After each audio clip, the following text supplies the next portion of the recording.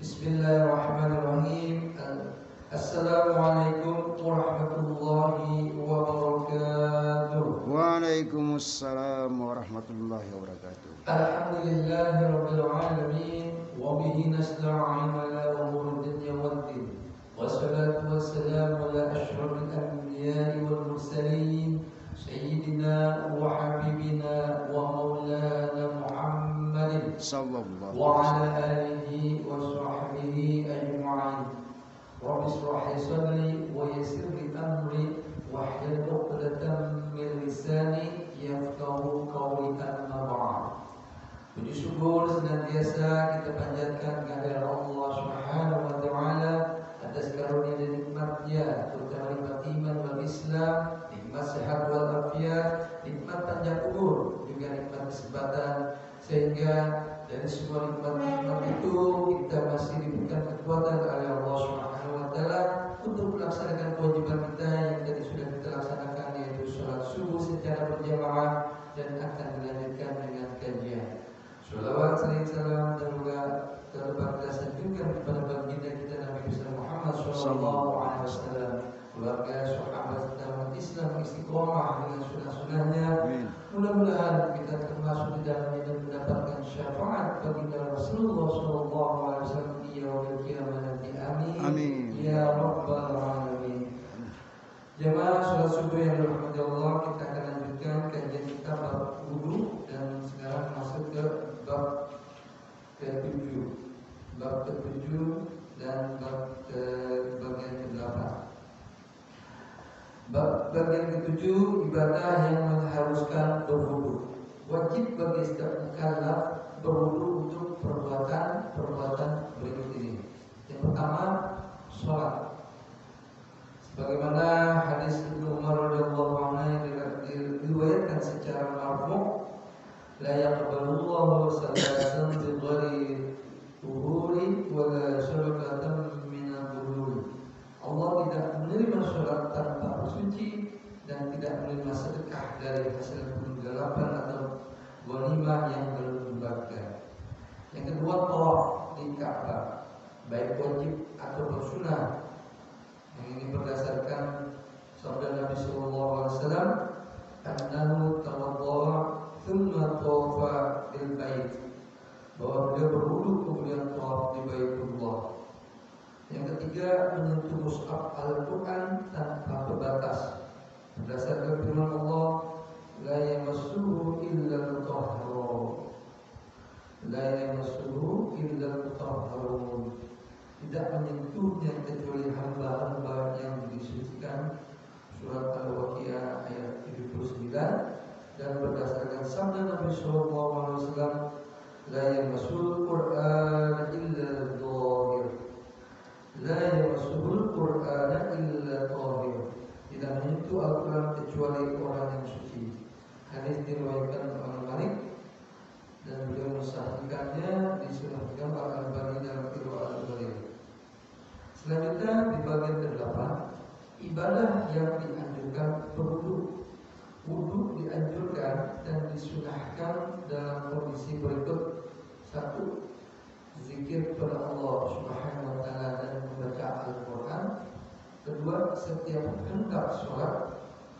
Kemudian yang ketiga, dianjurkan berwudu bagi orang yang junub bila dia menghendaki mengulangi hubungan suami istri, tidak tidur atau makan atau minum. Berdasarkan hadis Abu Sa'id Al-Khudri bahwa Rasulullah sallallahu alaihi wasallam bersabda, "Idza adha ahadukum ahlahu thumma arada an ya'uda falyatawadda." Bila salah seorang dari kalian mendatangi atau membawa istrinya kemudian dia hendak mengulanginya, maka hendaknya berwudu. Dan berdasarkan hadis Aisyah radhiyallahu anha bahwa Rasulullah sallallahu alaihi wasallam apabila hendak tidur sementara beliau dalam keadaan junub, maka beliau berwudu seperti wudu untuk sholat sebelum tidur. Yang keempat, berwudu sebelum menjunub. Berdasarkan hadis Aisyah radhiyallahu anha, dia berkata, apabila Rasulullah sallallahu alaihi wasallam junub, maka beliau memulai dengan membasuh kedua tangan beliau, kemudian menuangkan air dengan tangan kanan beliau ke tengah tangan kiri beliau, lalu beliau membasuh kepala beliau, kemudian berwudu seperti wudu untuk sholat. Hadis diriwayatkan Al-Bukhari. Dan yang terakhir, ketika hendak tidur, berdasarkan hadis Al-Bara' bin Azib radhiyallahu anhu berkata, Rasulullah sallallahu alaihi wasallam bersabda, "Idza ataita madhaja'aka wa tawadda wudu'aka lis-salati thumma tawaji' ala shiqqika al-yamin." Jika kamu hendak datang ke tempat tidurmu, maka berwudulah seperti wudumu untuk sholat, kemudian berbaringlah miring pada sisi badanmu yang kanan. Alhamdulillah, bagian ke-7 dan ke-8 bab wudu hari ini selesai. Mudah-mudahan bab wudu ini bisa menambah pengetahuan kita dan kita dapat melaksanakannya. Karena memang wudu ini sangat penting dalam hal kita untuk melakukan bersuci. Mudah-mudahan ibadah kita sejauh lebih baik. Sekali lagi bagi diri saya pribadi, juga kepada para jemaah sekalian, ya, wudu dalam bahasa diambil dari kata akar al-wadhu'a yang berarti keindahan dan kebersihan. Dan dalam secara syariatnya menggunakan air pada 4 anggota badan, yaitu wajah, kedua tangan, kepala dan kedua kaki, dengan tanda cara tertentu dalam syariat dalam rangka beribadah kepada Allah Subhanahu wa taala. Di mana untuk di bagian ke-7 ini terkait dengan penjelasan ibadah yang mengharuskan, harus. Jadi kalau mengharuskan ini tidak boleh tidak dilakukan. Yang pertama itu tadi sholat.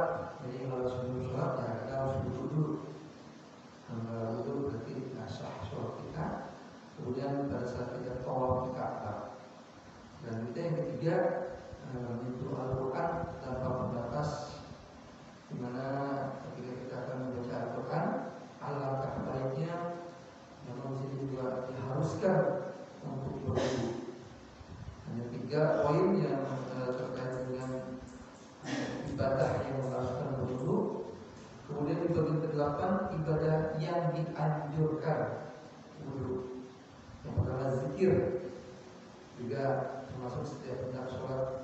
Kemudian ketika dalam keadaan junub, ini dianjurkan untuk berwudu.